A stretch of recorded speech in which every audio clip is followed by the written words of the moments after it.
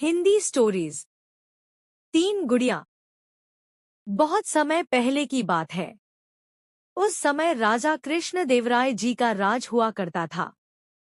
एक दिन राजा कृष्णदेवराय के दरबार में दूर देश के एक व्यापारी ने विजयनगर के दरबारियों की परीक्षा ली। उसने दरबार में आकर राजा से कहा, मैंने आपके दरबार की महिमा के बारे में सुना है।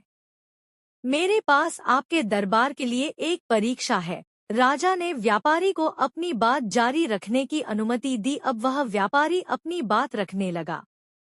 उसने कहा, यहाँ तीन गुड़ियां हैं जो मैंने बनाई हैं। देखने में ये सभी एक जैसी लगती हैं, लेकिन ये सभी एक दूसरे से अलग हैं। आपको मुझे ये बताना है कि कैसे ये तीनों गुड़ियां एक दूसरे से अलग हैं। मैं आपके उत्तर के लिए 30 दिनों में वापस आऊंगा। राजा ने अपने सभी मंत्रियों को बुलाया और उनसे गुड़ियों में अंतर पता करने को कहा। दिन बीतते गए और किसी के पास कोई जवाब नहीं था। कृष्णदेवराय ने अंतर खोजने के लिए अपने भरोसेमंद विकटकवि को बुलाया। यहाँ तक कि तेनाली रामा भी इस सवाल से अचंभित हो गया।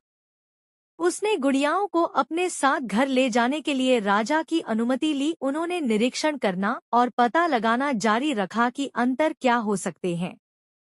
उसने वह सब कुछ करने की कोशिश की जो वह कर सकता था, लेकिन जल्द ही व्यापारी के आने का दिन आ गया। जब सब राजा के दरबार में बैठ गए, तब तेनाली रामा बोला, मैंने गुड़ियों के बीच अंतर खोज लिया है। गुड़ियाओं में से एक अच्छी है, दूसरी औसत दर्जे की है और तीसरी खराब है। सभी दरबारी हैरान हो उठे। यह कैसे हो सकता है? आप यह निश्चित रूप से कैसे जानते हैं? हमें दिखाओ, राजा ने पूछा। तेनाली रामा ने प्रत्येक गुड़िया के कान में एक छोटा सा छेद दिखाया और फिर उसने उनके प्रत्येक कान के माध्यम से एक पतली तार डाली। पहली गुड़िया के लिए तार कान से होते हुए मुंह से निकल गया। दूसरी गुड़िया के लिए तार पहले कान में गया और दूसरे कान से निकल गया। तीसरी गुड़िया के लिए तार कान से होते हुए बाहर दिखाई दिया, लेकिन वह दिल में जा चुका था।